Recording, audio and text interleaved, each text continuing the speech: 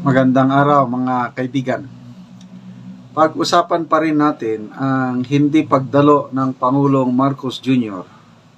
sa arrival honors ng dalawang namatay na piloto na dumating sa Villamor Air Base ngayong araw. Ito si E.B. Hugalbot, ang kanyang post 1 hour ago. Sabi niya, "How can our military fight for a commander-in-chief who finds himself with a lousy excuse not to attend the arrival honors of his dead pilots? What a fucking joke, he who calls himself president."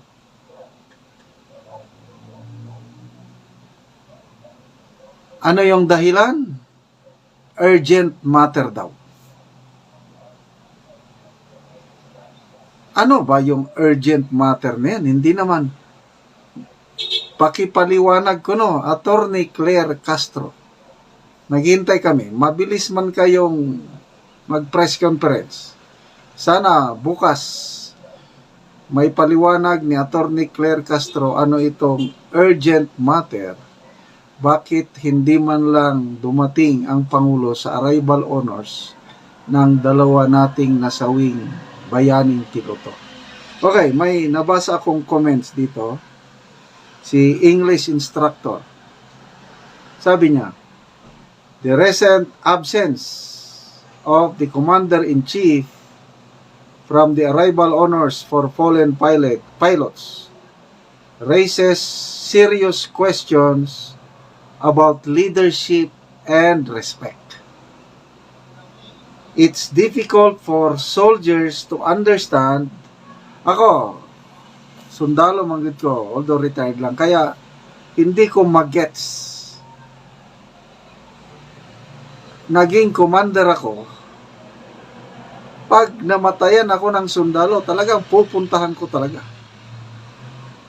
Kasi itinayay niya yung buhay niya para sa akin. Ako yung commander niya. Pupuntahan ko yung mga namatay kong sundalo. Pinuntahan ko talaga. That's leadership. In the same manner, si PRRD, nung siya ang presidente, kahit napakalayong lugar, pupuntahan ni Tatay Digong yung mga namamatay na pulis, sundalo, pati kafgo. Ngayon, si BP Sara, basta may mamatay na sundalo, pulis, pinibisita ng ating Vice President. That's leadership. So ito, it's serious questions about leadership and respect. It's difficult for soldiers to understand how their leader can prioritize other matters. Ano yung urgent matter na yun? Yan ang gusto kong malaman. Over honoring those who gave their lives in service. The explanation given an urgent matter feels inadequate and disrespectful to the families of the deceased and to the military as a whole. Soldiers fight and sacrifice for their country and their commander. They expect their leader to show respect and appreciation for their service, especially in moments of loss. When the leader fails to do so, it undermines morale and erodes trust. It sends a message that the sacrifice made by these pilots are not valued as highly as other concerns. This incident raises concern about the priorities of the current administration. If the commander-in-chief cannot find the time to honor fallen heroes, it casts doubt on his commitment to the military and the nation. It is crucial for leaders to demonstrate respect and empathy, especially in times of grief and loss. The absence at the arrival honors is a serious matter that demands reflection and a clear demonstration of respect for those who have served and sacrificed their lives. Nasaan po ang pagpapahalaga sa sakripisyo ng dalawa nating piloto? Ano ba yung urgent matter na yun na inuna pa? Ano ba yun na mas mahalaga pa kaysa sa kabayanihan, pagpapakita ng parangal dito sa dalawang piloto? Yan po ang hindi ko maintindihan. Okay, may isa pang post si Ibi Hugalbot tungkol pa rin sa topic nito.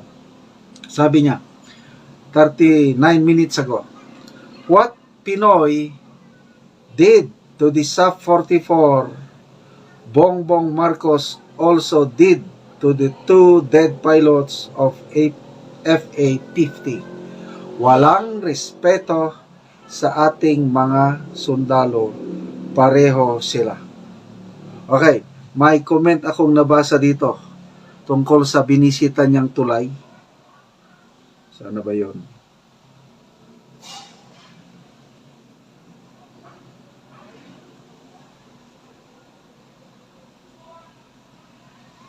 Ito, B-Boy Lacorte. Inuna pa yung bumagsak na tulay kaysa dalawang hero nating piloto. Wala talagang pagmamahal sa ating mga sundalo. Binawasan pa nga yung pundo, dinamay pa yung mga retiree. Mga 1 day or 2 days ago, nandun siya sa bumagsak na tulay. Tapos nagpaliwanag. Design flaw, sabi niya. Overloading. Okay, binisita niya. Bumagsak na tulay. Ito, dalawang bayaning piloto, hindi man lang binigyan ng priority. Mas priority yung bumagsak na tulay kaysa yung dalawang hero na namatay. Bayan, kayo na lang ang humusga. Mga kaibigan, salamat sa inyong palaging panonood sa ating channel. Nakakatulong kayo ng malaki sa Tribong Talandig.